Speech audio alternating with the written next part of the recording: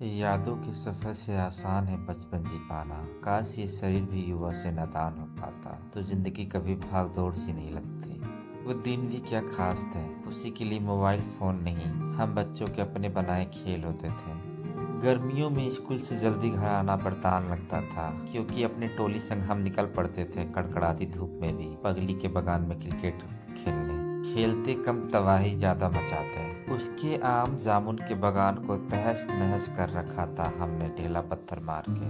पगली चिल्लाते रहती और हमारे कानों में जू तक नहीं रेंगती। आज बीते दिन याद करके एहसास होता है कि उस वक्त हम लोग बहुत शैतान थे, जो अकेले इस बेचारी के नाक में दम कर रखा था। पिटाई तो रोज होती घर बेच के बगान में खेलने से, क्योंकि घर वाले मानते थे कि पगली का घर साबित है। उसका सारा परिवार खत्म हो गया 1-2 सालों में। पहले सास ससुर, जवान बेटी, फिर पति की भी उसी साल मौत। एक बेटा भी था, वो भी घर छोड़ के हमेशा के लिए चला गया। इन सब हादसों और अकेलेपन से वे पागल हो गई। गांव में सबके घर में रोशनी होती, उसका घर मगर अंधेरे में डूबा रहता।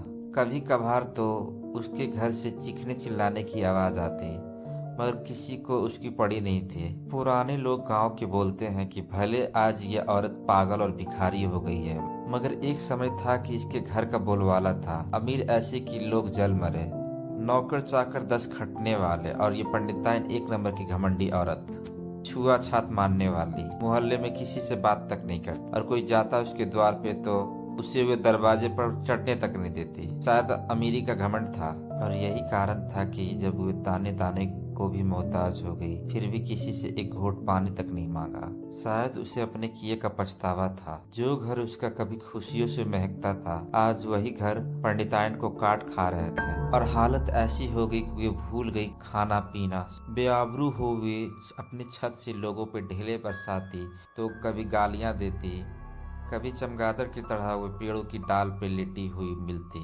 तो कभी वे घर के कुएं में बैठी हुई खुद से बातें करते रहती। और जैसे जैसे दिन बढ़ते गए, हालत उसकी और बिगड़ी। इलाज उसका हुआ, मगर वे कभी ठीक नहीं हो पाई, और एक दिन वे अचानक से गायब हो गई। कहाँ गई किसी को पता नहीं। उसके जाने के बाद गांव के कुछ लोगों ने उसके घर को तहस नहस कर अपने संग एक एक चीज उखाड़ कर ले गए। बदले में पंडिताइन के घर को खंडहर छोड़ गए।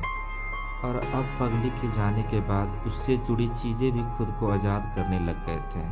पहले वे कुएं के पास खड़ा कांटा वाला पेड़ गिर के खत्म हो गया, जैसे ही उसके तने में घुसी लोहे की भाला गायब हो गई। आंगन में दबा मिट्टी का घड़ा खुद बाहर आ गया, जिसमें कांच जैसी मोतियां भरी थी। यहाँ के लोग तो ऐसे लूटने आ गए जैसे वे कोई खजाना था। आज भी वो कांच की मोतियां मैंने संभाल कर रखी हुई है, उस याद को रखने के लिए कि उसके आने से किसी का दौर खत्म हुआ था, और मेरी इससे बचपन की यादें शुरू हुई थी। कुछ अच्छी, कुछ बुरी, जैसे जीवन।